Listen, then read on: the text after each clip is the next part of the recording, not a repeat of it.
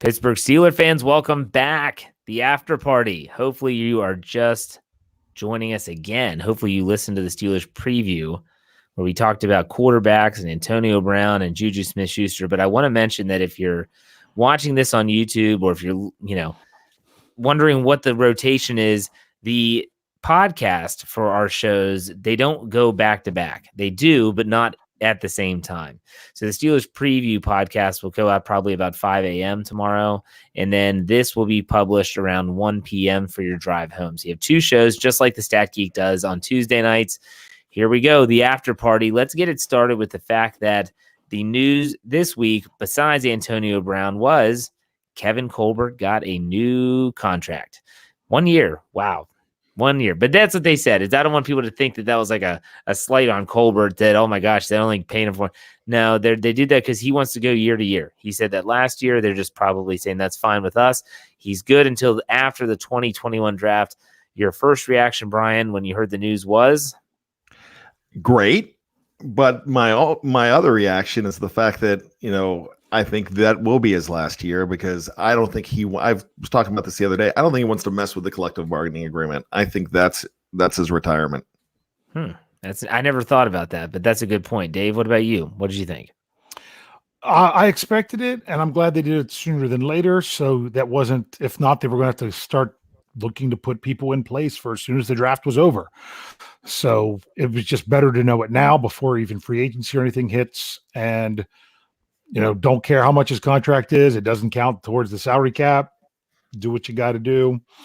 Didn't want to lose another front office person after they lost their other salary cap guru person to the Panthers. Yeah. I was fine with it. I don't think it was funny that Lance asked me between Ben Roethlisberger, Mike Tomlin, and Kevin Colbert, who will be the last man standing in the Steelers organization? And I said it would be Tomlin, because I think that Roethlisberger will retire. I think Colbert is going to eventually say he's done. And I think Tomlin has a lot to prove in terms of winning without Ben.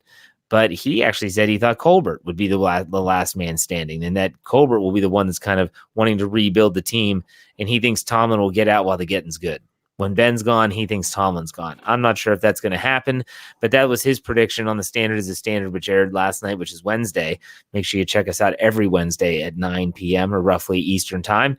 Guys, my question is, and it ties into Colbert because it has to do with the draft, the upcoming 2020 NFL draft. The Steelers don't have a top pick, but it doesn't matter that they don't have a top pick because we can always, always, always debate which camp do you reside. BPA, best player available. Doesn't matter what position, he's the best player available. We're taking that guy. Or are you a best by position person? Bryan, we'll start with you. I am a best by position. Positions are important to me. I figured if you have a need, you fill it. And that's it. What about you, Dave? Best by position gets you in trouble. That gets you Terrell Edmonds in the first round. You need to go best player available unless it is at a position that is that's completely off the table. And going into this year, I don't know that there's any position that's completely off the table. If there's really someone that's the best player available that shouldn't be there for them, I would like to say quarterback, but there's some people that think the Steelers should take a quarterback in the second round. I say take the best of what's there because other than cornerback, I don't know of any position that some people feel that you wouldn't even need to address in the draft other than quarterback and cornerback. I feel like Brian O'Toole in the live chat says a BPA of 3 or 4 positions. I kind of fall in that camp. I was going to say that, but then you say, "Oh, why are you getting such a Dave answer? You got to explain." I'm just saying the parameters. And no, that's why I just gave you a real answer this time. Wow. Let's put him in timeout. Can we put him in timeout? Dave, understand, I'm not Deontay Johnson. Okay, you don't need to take your anger out on me. You don't need to hate on me. I didn't say that. I just said that's what Ryan said. I agree with Ryan. Yeah, I do too. But I think when you get into that hybrid mode, you do have people that say, well, you got to pick one or the other. I think I'm leaning more and more that I think about the Steelers, the way that they draft and the success or failures they've had, you go best player available. I think about 2 players off the top of my head where I feel like they went best by position. And I'm not even sure if they went with the best by position. I talked about this on Wednesday night. and that was Artie Burns is the most obvious one. They wanted William Jackson III. The Bengals snatch him up right before their pick, and they knee-jerk reaction. It's like they went to their board and said, "Who's next?" And they, Artie Burns from Miami. What? Artie Burns from Miami? Really? Yes, go with it. And let's send the pick in. And that's how I feel like. And then I feel like they did with Terrell Edmonds too at safety. Well, we need safety. No, who's there? I agree. Terrell Edmonds? Really? I thought he'd be around the third. No, he's the next person on the list by position. Take it to the bank. That's what I feel like has happened. So maybe it's just BPA is the best way to go. No, I agree with your assessment of Edmonds. That was definitely a knee jerk there. However, you don't think Burns was a knee jerk? Will you give me a chance to speak, Mr. Hartman? So if we go back in time and you were doing your Facebook Live, Live chats, that's right. That's and that's when you were inspiring one Antonio Brown to go ahead and do stuff like that. You're the one who actually taught him to do that. But I did before the Kansas City playoff game. That week, Artie Burns shot up. He came out of nowhere, and they were talking about him a lot. So it's not like they pulled his name out of thin air. I felt like I didn't hear Terrell Edmonds' name mentioned until the morning of the draft. That's the first time I heard his name. You know where I was shocked that he was in the first round. He was in the bathroom because he didn't think he was getting. He was only there to be with his brother. That's the thing. The only time I heard about him was that the Steelers and Mike Tomlin met with Terrell Edmonds and his brother Tremaine. Is that his name? Tremaine, yeah.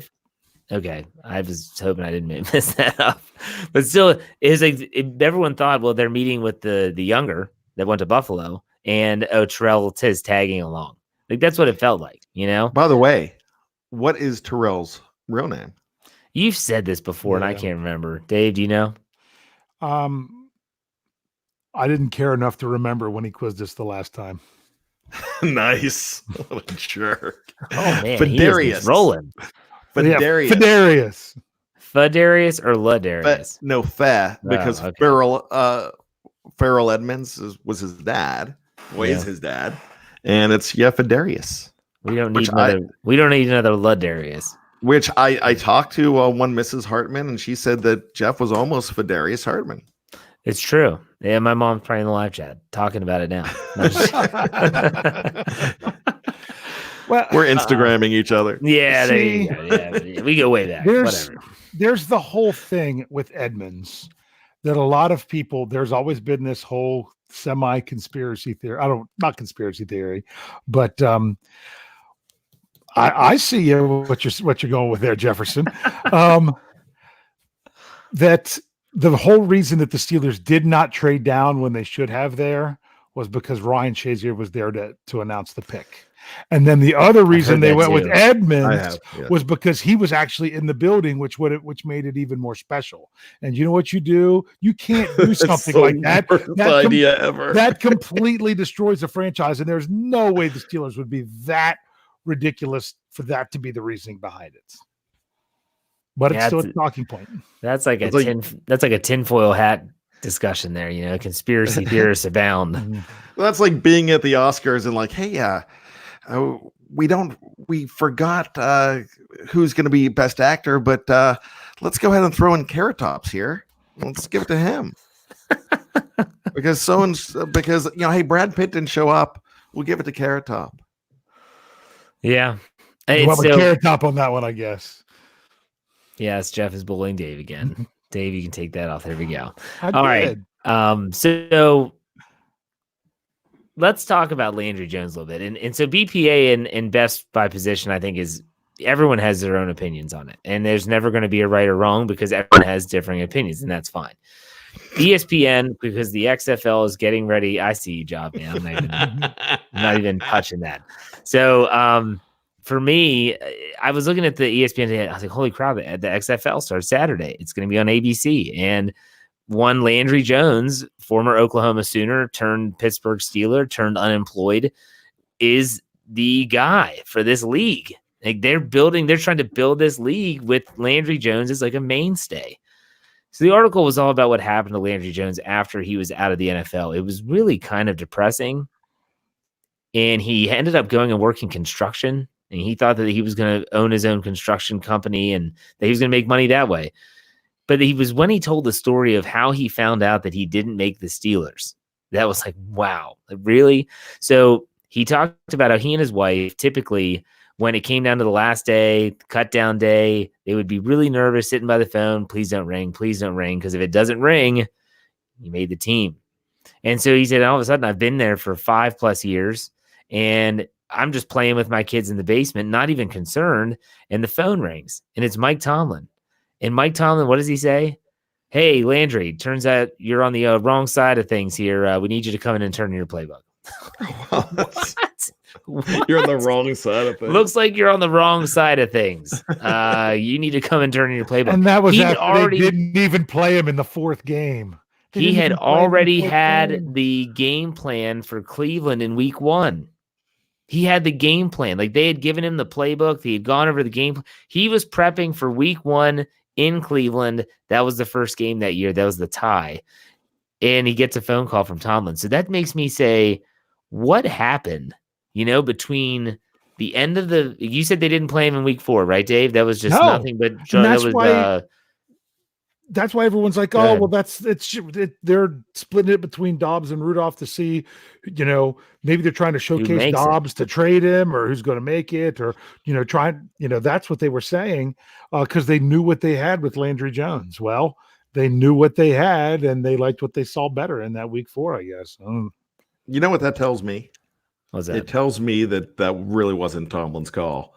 So that's just the way. I mean, looks like you're on the wrong side of things. So it's like you might have been pissed off about it. And what's up, pal? How's it going? Hey, kids good, wife good. Hey, look, you're on the wrong side of things here. So we're gonna need you to come in and turn your playbook. It's been fun. I once had enjoy free agency. Yes. Once had a doctor, and I'm not going to go into it, but give me bad news that I didn't want to hear by saying something completely insensitive like that. And you're like, what? And then so like when I hear that, it's like, that's not, you want to be let down easy when you're losing your job. Well, especially but a part of me goes back to Moneyball. I'm assuming everyone's seen that movie. I just watched it like 2 weeks ago. First time. Great movie, right? Loved it. Yeah, really good. It's when Brad Pitt sits down, the actor's name who plays is like number 2. Jonah Hill. And he tells him like, hey, look, these guys are professionals. You got to just tell them you're cut, you're traded, whatever. And he goes, you just got to just rip the Band-Aid off. Sometimes I feel like maybe if you're giving that type of news, maybe that is the best course of action. I think that he should be happy that Mike Tomlin called him. They could have just had someone from the PR department. Oh, yeah, Landry, this is so-and-so from the PR department. Yeah, you really need you to come in and turn in that playbook. You're no longer employed by the Steelers. Wait, what? That would be insane. But hey, there you go. So, guys, anything for the after party? Dave, you got something? Brian, anything? Brian, you said you had something. That was probably. Yeah. I have something too, but I want Brian to go next. I had some fun ideas earlier, but you guys did not respond to them whatsoever that I sent to you. So then I put something highly inappropriate, and then you guys laughed, and it was great. But here's my question for you. You get the opportunity to take one Steeler as your wingman to Vegas and one Steeler to Disney World. Who are they going to be? Who you taking? Current Steelers on the current roster. Current Steelers. You're partying with Steelers. This could go south in a hurry. I got mine. Go ahead, Dave. You're ready. Going to Vegas. I am going with one Zach the Hulk Banner. That guy is hilarious and fun, and I know he would let's go try to find some karaoke or something goofy and silly. And if going to Disney World, especially if I have my kids with me, who would run around and have the most fun with kids? That would be one Juju Smith-Schuster. Good choices. Those are good choices. Those are going to be tough to beat. If I'm going to Vegas, I might need some protection. I'm bringing Marquise Pouncey. Marquise Pouncey. I can go anywhere on the strip, and you know what? I'm going to talk trash to anyone I see. You know why? It's like a Pouncey behind me, and we know what he'll do. He'll kick. It doesn't matter. There are no rules with him. So that's what I'm taking to Vegas. If I'm going to Disney World, that would be a tough one. Juju is the perfect answer because he's like a kid. Now I got to think. Okay. Go ahead, Brian. If you know, I've got to really think about that. I'm going to think about it. I'm stuck on that too because I was having Juju and I was taking Marquise Pouncey. So now I'm going to turn it around and I'm going to shock you guys. Since I can't take Marquise Pouncey, I'm going to go in a different direction here. I'm looking for a wingman. So I'm taking Jordan Berry. Oh my gosh, what a horrible wingman that is. That Australian accent, chicks are going to be swooning. The ladies are going to love that Australian accent. And that's the way to go. You take Jordan Berry and everyone's partying with the Australian dude. I'm sorry. I can't get a picture out of my mind. I'm just seeing Juju and my kids running around like crazy in the Swiss Family Robinson tree house thing. No. I could see him going up there trying to like hide behind places and chase him down. I mean, that was just. You see Juju getting lost. Yeah. Like, what happened? Juju's lost. Look at this. Look at this comment. Job Man says, "I'm taking Foster so he can be happy before I tell him he's fired."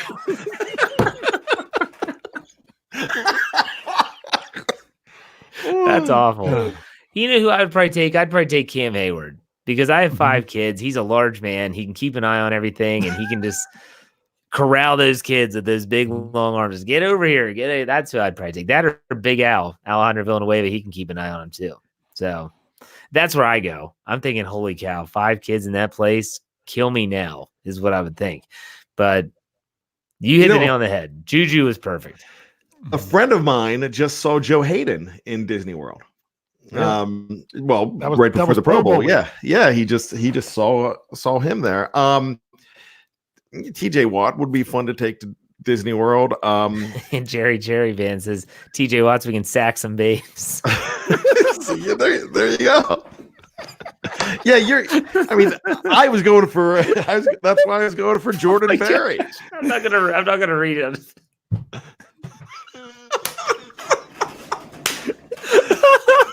The live chat is live tonight, ladies and gentlemen.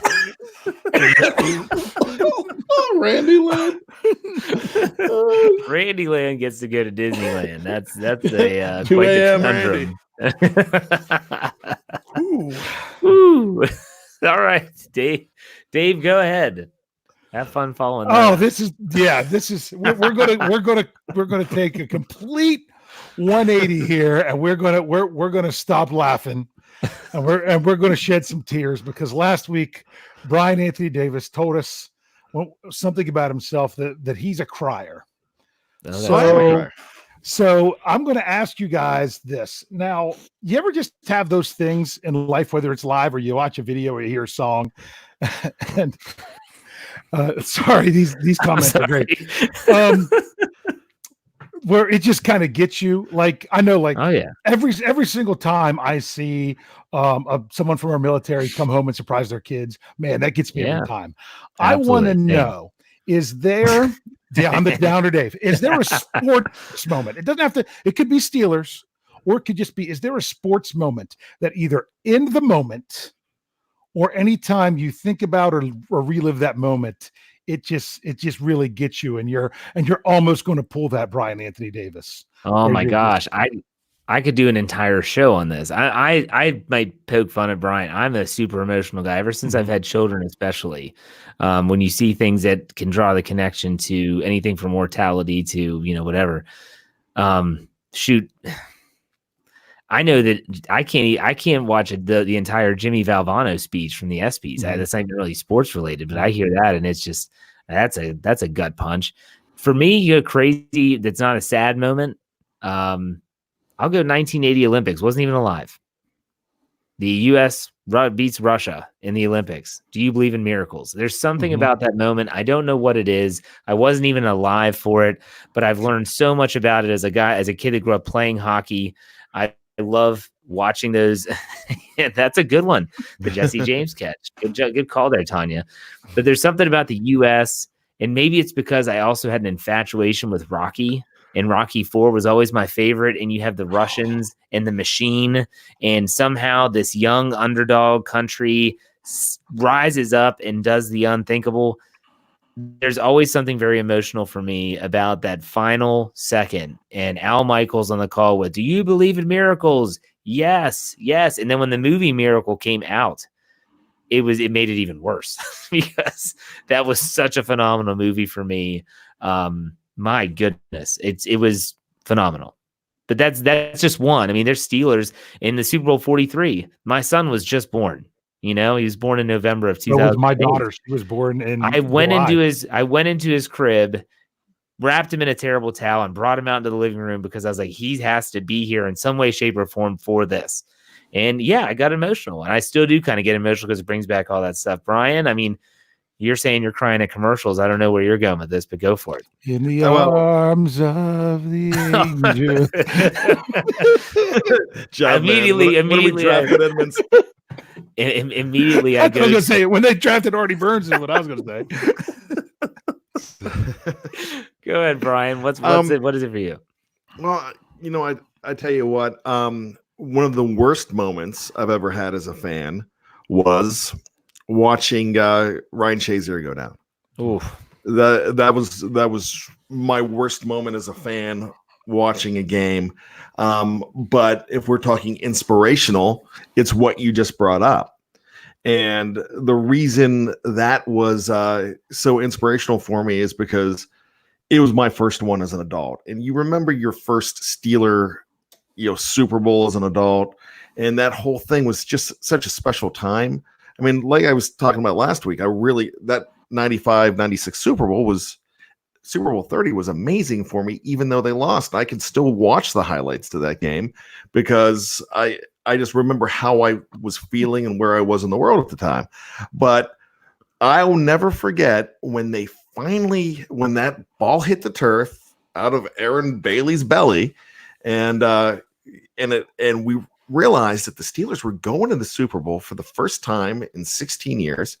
And I had friends pouring champagne over my head, and I was crying because it was burning my eyes.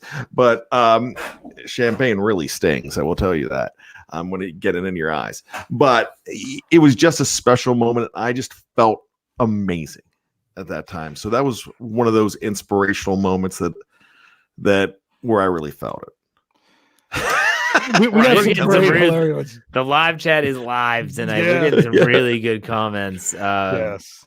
Go ahead, Dave. What about you? Okay. I'm going to give you this. This is not a Steeler moment. I'm going to try to get through this because this is even hard to talk about. Oh, boy. Does the name Derek Redmond mean anything to you guys? No. The year was 1992, and it was the Barcelona Summer Olympics. Yes. Okay. And he was a runner for Great Britain. Yeah. And he ran the 400 meters. In the opening round, he had the fastest time. In the quarterfinals, he won his heat. And in the semifinal heat, he's in lane 5.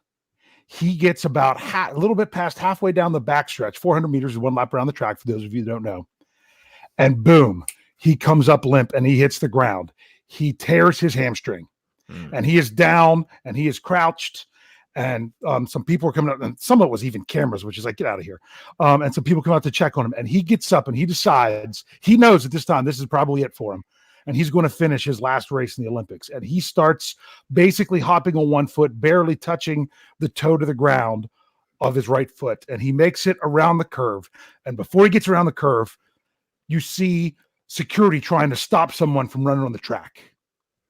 It's his dad who comes out and puts his arm around him and walks his son to the finish line. I saw it the first time they showed it. It wasn't live because it was tape delayed, but I saw that when it first happened, and I cannot watch a replay with that and it just not get me. If you've never seen it, just go to YouTube and type in Derek Redmond and you're going to see it. I have seen it, and it's just incredible. A good call, Dave. There's a lot of those. And to be honest with you, music gets me more than any type of TV or movies. Songs just, oh my gosh, they wreck me. Absolutely wreck me. There's certain songs that remind me of whether it's my kids when they were little or maybe a relative that's passed. That just does it. And that's okay. I said that I went over on the standard with Lance, and we have right after Kobe Bryant said, I was like, it's okay for guys to admit that they get emotional. It's part of life. It's part of life. So there's a lot of people that have given some really good ones in there. I can tell you what, I've said it before on the show, the Indianapolis Colts 2005 season. I mean, when Vanderjagt missed the kick, and I remember shaking. Like, I remember sitting there just shaking, after the fumble, the Ben's tackle, and you're thinking, I can't believe this is happening. Like, I just can't believe it. And then they win, and you're seeing Bettis going woo on the sideline, and I remember just shaking. I almost had tears of joy. It was awesome. So there you go. You know what? Vodka drinker, great call. Vision Quest. I thought Jeff's was going to be when Lance Harbor went down. I thought that was going to be the one he pulled out because that was a rough day. But Johnny Moxon came in. If you're talking about inspiration, you're talking about Johnny Moxon's speech at halftime when Bud Kilmer is told, "No, you are not coming back in that locker room." That speech is nothing compared to Shane Falco's. Chicks dig scars. Glory lasts forever. I know you're hurting. No, Let's Be Heroes is so much better than that. Let's Be Heroes. Live chat, help me out with this. Who cares about Bud Kilmer's 16th division title? I do. Shane Falco. I'm a Falco guy. So you're saying Falco or Moxon? Moxon, yeah. I don't think there's even a debate with movies. I mean, Varsity Blues is by far the superior football movie. No, but I'm talking the inspiration of Shane Falco's speech. Oh, gosh, it's Keanu Reeves. He's awful. He's awful. Shut your mouth on that. You can't say that. You're telling me that Vanderbeek is better than Keanu Reeves. Oh, 100%. No doubt about it. That speech was incredible. The Shane Falco speech, pain heals. Chicks dig scars. You just looked it up. Last forever. No, I had it before. And then he even starts out with, I wish I can say something classy and inspirational. But that just wouldn't be our style. Dave, can you settle this? Okay. Probably not. Probably not. We'll see. Haven't seen either one. No. You've never seen either? Nope. See, you can't make fun of me for not seeing Star Wars when you haven't seen half the movies we talk about. It's not that I haven't seen them. I have not seen them in their entirety because Mr. T, Jeff, that movie was filmed in Baltimore. More reason to not like it. That's what I say to that. That town is awful. Hate it. So now you have not seen Vision Quest that was brought up by Vodka Drinker.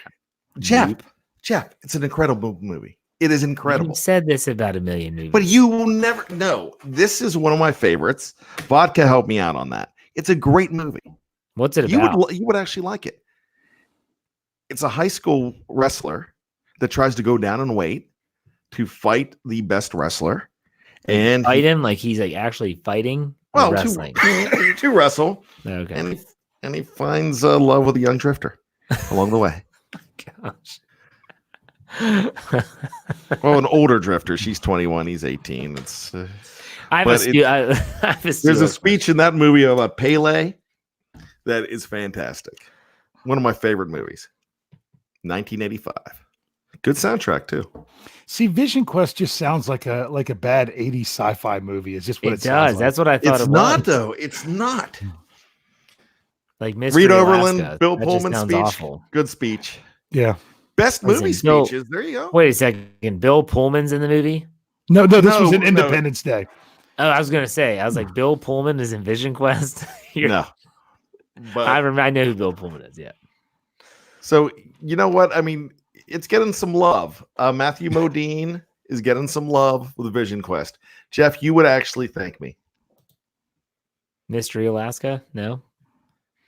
Mystery Alaska is a good movie, too. That's what you told me. I haven't seen it. Russell Crowe. I believe you. I know. Yeah. Okay. Dave, have you seen all the Rocky movies? Okay. No. I haven't. Let me 1 through 4. Through 5.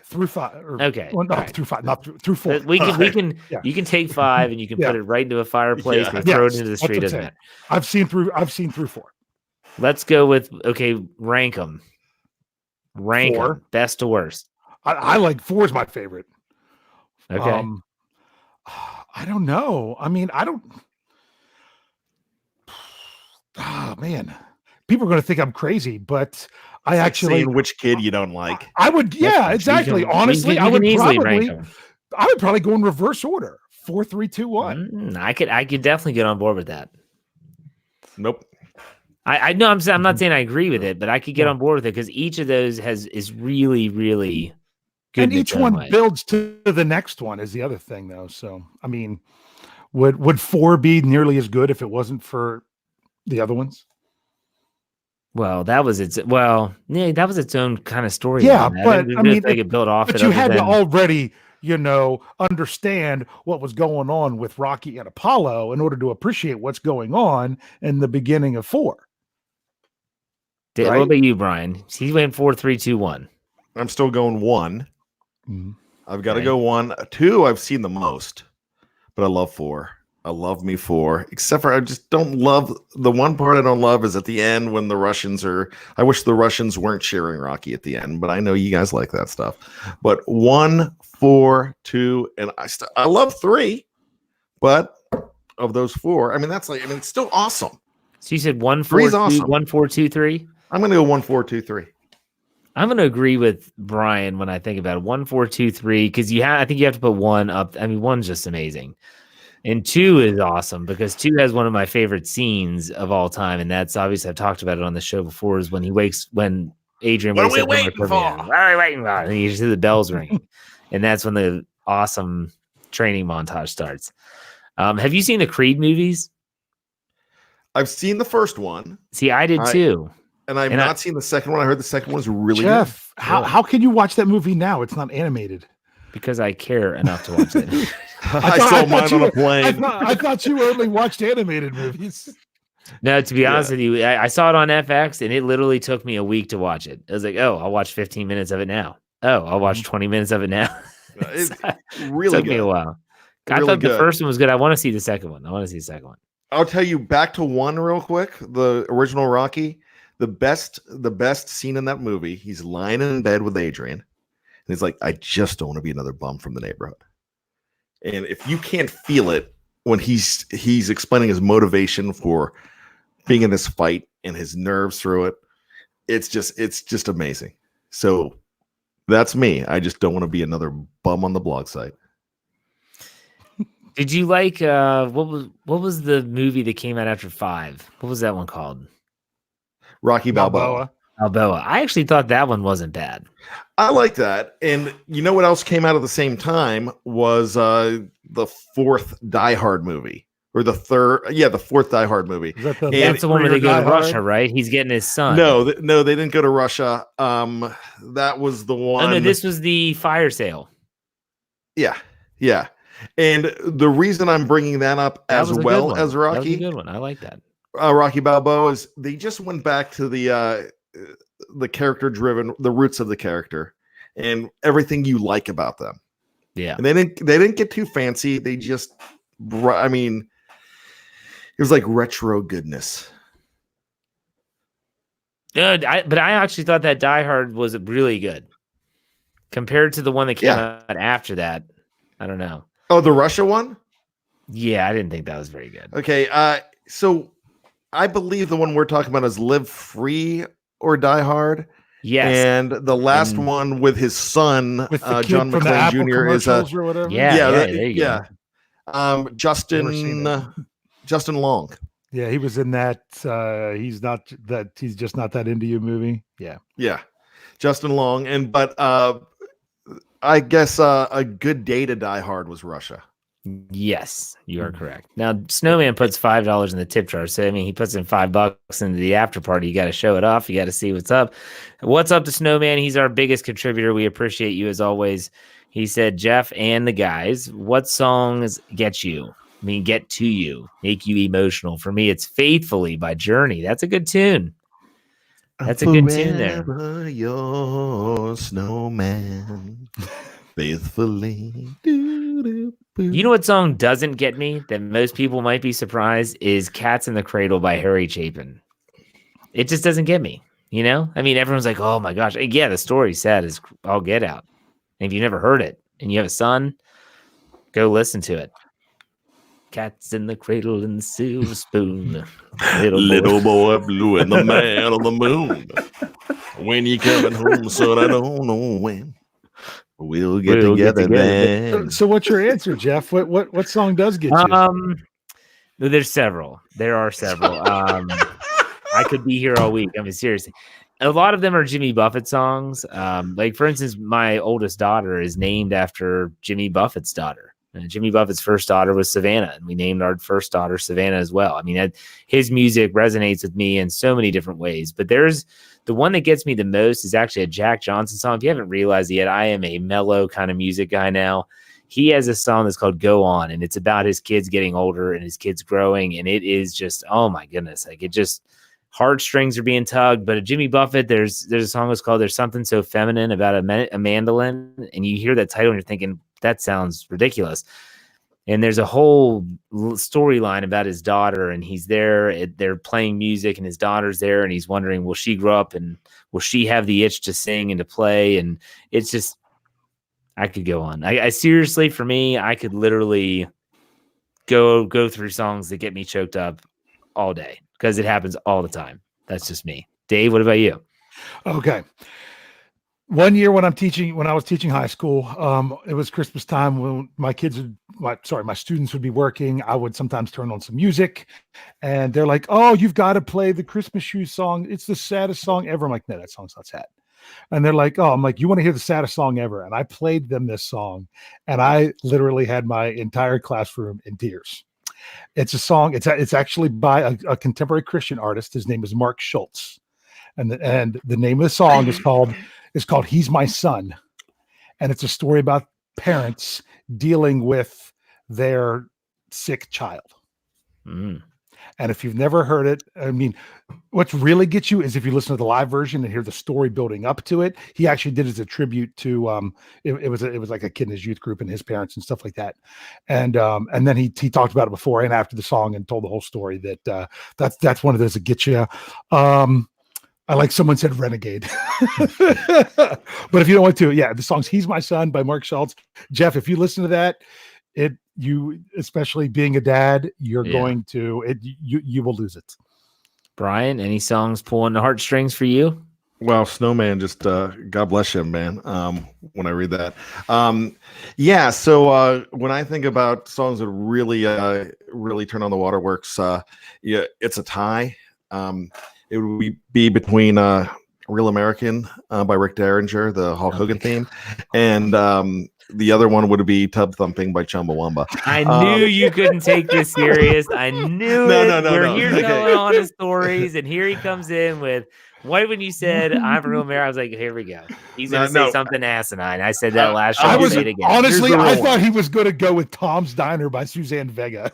Oh, I hate that song. No, actually, no. In all seriousness,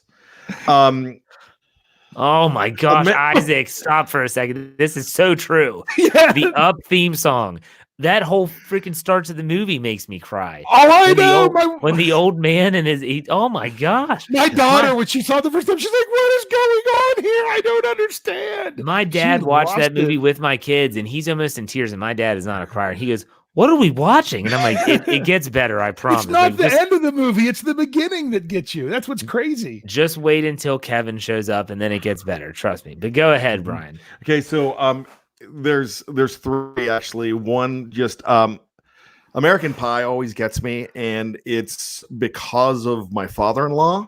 And I just remember, he's since passed, but I remember singing and dancing with my kids when my father-in-law would sit there and play the album, and my wife, and it was just like great moments, and we'd just sit there and sing along with it.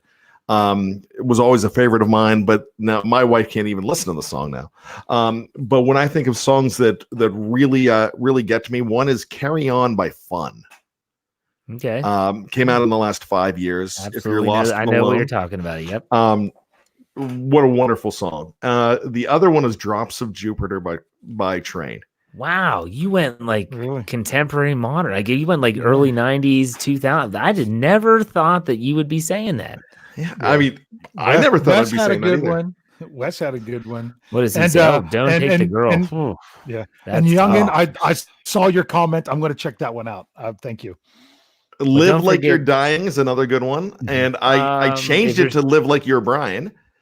And I made my own lyrics when I was dating anyone my that wife. has a daughter should listen to Humble and Kind by Tim McGraw. That is a tremendous song as well. It's a good one to listen to. Just Humble and Kind is tremendous. Now, I'm going to tell you guys a quick story. This is a very personal story. Not too many people have heard it, and I'm putting it out there on the World Wide Web. But, my grandmother passed away this month. Actually, coming up, I think in a couple days, it'll be 2 years. And I was really close with as I called her G-Ma. She was one of my favorite people in the world. And she was my last living grandparent. And I remember it was probably about a month before she passed. She wasn't doing well. I was in a nursing home. And I had one of those dreams. And I'm sure you all have been there, where it's like the most vivid dream you've ever heard in your life, ever experienced in your life. And I was actually at my old great-grandmother's house, but my G-Ma was there. My dad was there. But there was a song playing. And the song made no sense whatsoever. It wasn't like this crazy connection that I had with my grandmother, a song that she loved, that I loved, that we listened to. No, none of that. But it was this song that played through the entire dream. And you'll never guess what's on it. It was Dragging the Line by Tommy James and the Shondells. It's honestly, since that day, I've heard that song a bunch, and it makes me think of my grandmother every time. Bryan, you've heard it, right? Yeah, I love it. I can't sing it, but I know. Making you live in the old hard way, taking and giving my day by day. I dig snow and rain and the bright sunshine. Hit it, guys. Dragging the line. I was waiting for you to do it. I wanted to echo. Dragging the line. Dragging the line. Brad Jewin has a good one. It has. Yeah, I have that one on my phone. Oh my gosh! But that song, it's so weird. Music for me is different. Music transcends for me. It really does. And I know Bryan's that way. I know Dave's that way. We talked about that a lot on that show. But music transcends. It's something where it's incredible. I love it. I absolutely love it. So I could throw about 20 more out there too. We all could. We all could. And a lot of them are ones like Jeff, where it doesn't make sense, but it's because it's tied to a moment in your life that you're just like, you think about that moment. Yeah, I don't know. Deal with it says somebody was playing it while I slept. Maybe. I don't think so, but it's just crazy. I love it. I love every second. So, this is a good place to end it. We are really getting into some deep stuff here, and that's fine. We enjoy it. I enjoy everyone for being a part of this. We've had over 60 people here in the after party. It's growing. It's growing little by little. It's growing. I hope people continue to check it out. Guys, anything to add before we call it a show? Bryan, we'll go with you. If you're lost and alone, Jeff, carry on. And Dave? How can I top that? I don't know. It was fun. Yeah, I know someone said there was where they're wanting us to bring back the manliness to the podcast. I'm like, you must not know us very well. Nah. We could do entire shows just on this stuff. So, all right. Yeah. Thanks for listening. Thanks for watching. If you're watching live on YouTube, make sure you click the thumbs up button. Make sure you subscribe to the channel. If you're watching on YouTube, as always, give us a good rating if you listen to us on iTunes or on Google Play or anywhere that you listen to audio platforms. Make sure you check out Lance tomorrow night on Fridays. Yeah, I said it. It might be late, but it's worth it. Dave? Hey. Bryan, you're finally up for the Steelers burning question on Saturday. Yes. Unless we're going to punk out again for the third straight week. You're there. Hey, right? You can't have bad without something burning. So yeah, I'll do the burning question. I'm good this week. No, but did you just say punk out? Yes, I did. That is correct. That hurts me, Jeff. I don't want your laugh. All right. Thanks for listening to the Steelers preview after. Chicks dig scars. Glory lasts forever. As Lance always says, tune in, tell a friend, and subscribe. We'll see you.